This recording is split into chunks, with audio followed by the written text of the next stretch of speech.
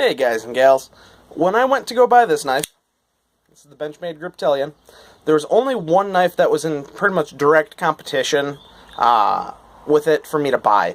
Like I said, this is a great knife. This is my absolute EDC standard. I love this knife. Like I said, there's only one that I was really considering because I was looking to buy my first, let's call it high-end knife, for me at least. I had never bought anything that expensive before, and I wanted to weigh all my options. Well, I came out with two. Here's the other one. This is the Spyderco Paramilitary 2. Not a big surprise that I was wanting this knife, especially coming right out of the gate in my hobby, just because, or our hobby, I mean, sorry. This is featured on every YouTube page you can find, almost. Of course not fancy, like Boy Scout, Apostle P, name them. They have had this knife on their channel at least once. And it is a great knife, but not everything I have to say about it is positive. Okay, you know what, let's rephrase that. Maybe it's more I had some negative things to say about Spyderco, not the knife in general. But the nice thing is they fixed that with their warranty stuff, and we'll talk about that a little bit. And let's just review the knife and see what we think here. Has a good lanyard hole. It can fit doubled up paracord through it, no problem. I do have my lanyard on here with my stupid little skull bead because, dangerous. But like I said, actually very good scales on this. This is personally how I like G10 to be. This is very grippy, but it's not going to shred your pockets. It's not going to hurt your hands. It's grippy enough that you don't got to worry about it. I like how they do the G10, at least on this model. A really cool lock, I gotta say. It reminds me a lot of the Axis lock, just because you can sit and play with it. Come on, there we go. Like I said, it's very Axis lock-ish. But is, I gotta say, surprisingly strong. You look at it and it looks just kind of like a liner lock. It does a lot more than a liner lock does to lock up. And you guys know about this lock, so I'm not going to go in depth. Awesome jimping. Flat out. Spyderco has always done a great job on jimping. Every Spyderco I've ever owned has had it. Don't change, please. Do not change that. Yeah, it's not going to cut your hand. It's not too aggressive, but it's aggressive enough you ain't moving anywhere. It's got it up on the thumb ramp and the forward finger choil here. A nice opening hole. I'm not a big fan of the opening holes, but I gotta say I do like this one. Maybe it's because I have a little bit bigger fingers, but this one is just so comfortable, and it's so smooth to open that it doesn't hurt my finger. Like my Endura 4 with the wave feature. That one was actually kind of uncomfortable because I had to tighten that screw or the pivot down so much just to get it to lock up solid. So yeah, like I said, absolute just perfect win there. Then we got this 3.44 inch blade. I like this blade, don't get me wrong. I do wish it had a sharpening choil. But there's not much bad you can say about it except for this. Got nice thick material, It's getting thinner, and it's gone. I mean, just this thing, you can do such fine work with this, but I've seen 2 or 3 of these with broken tips, just because someone, flat out, the people who were using them and broke them, they knew that they were doing something they shouldn't have been doing with knives. Yeah, it was a buddy of mine. We were working on his car. He went to use the back of it as a screwdriver on something that he should not have been doing. It was too big of a screw. It was stuck in there too much. He knew he should have gotten a screwdriver. And I warned him about it. No, it'll be fine, it'll be fine. Kink. Gone. Just broken right off. And unfortunately, they don't have, or Spyderco doesn't have an option where you can send it back in like Benchmade does and spend like $30-$35 and they'll just replace the blade and send it back to you. Spyderco does not do that. Whatever. I mean, I wish they did that, but oh well. So I haven't abused that one like that, but this thing has gone through a lot of stuff. I ended up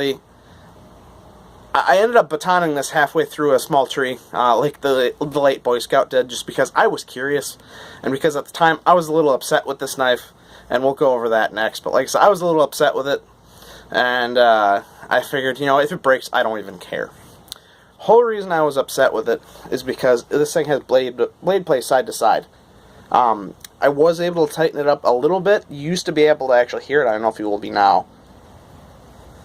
I don't think you will, but has side-to-side blade play. Up and down, nothing, though. And when I was trying to adjust this thing, I suppose, let me actually go over the story, how I got this. I went to my favorite knife shop, and I saw this sitting there, and it had a reduced price sticker on it. I'm just, oh, is it just on sale? I was like, no, technically there's kind of something wrong with it. Someone had bought it and sent it back because of the blade play. Apparently they didn't have torque spits or something. They didn't know how to adjust it, and they didn't feel like adjusting it. Okay, well, it's open package. The package was a little bit damaged. There's a little bit of blade play. They gave me a discounted rate. I got it for like, it's like $106 or $7, something like that. So I figured, hey, I have torque spits. I can go adjust that, and I've been wanting one of these for a long time.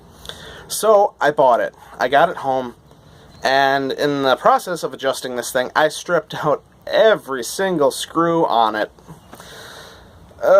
Yeah, I think at least all of us knife guys have at least done that once with a Spyderco.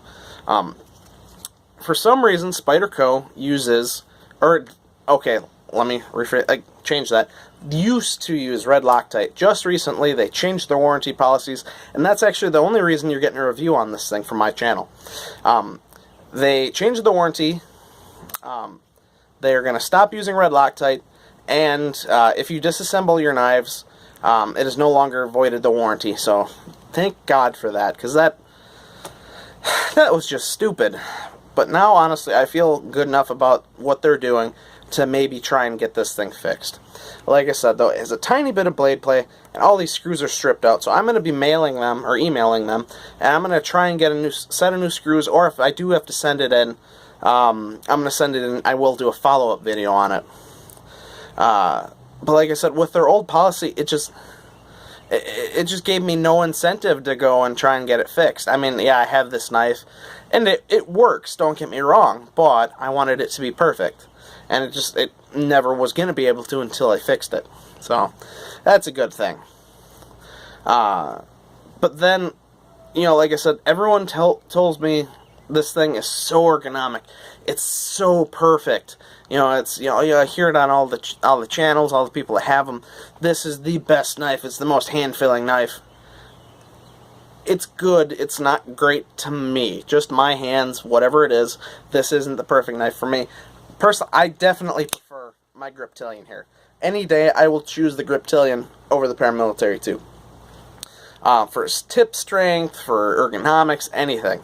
I like the lock a little better, too. Don't get me wrong, this is cool, but like I said, not everything in this video is going to be positive, like I said. This knife has done a lot because I did use it as a beater for so long. Like I said, I batoned it through a tree. I've taken it camping so many times for food prep and small little fire prep, just because, I have a lighter, doesn't mean I want to use it. I want to try and go all bushcrafty on it, with the, flint and steel, of course, because I can.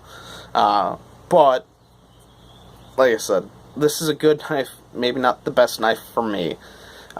Thank you, Spyderco, for finally changing a warranty. You will be hearing from me, because I would like to get this thing fixed up.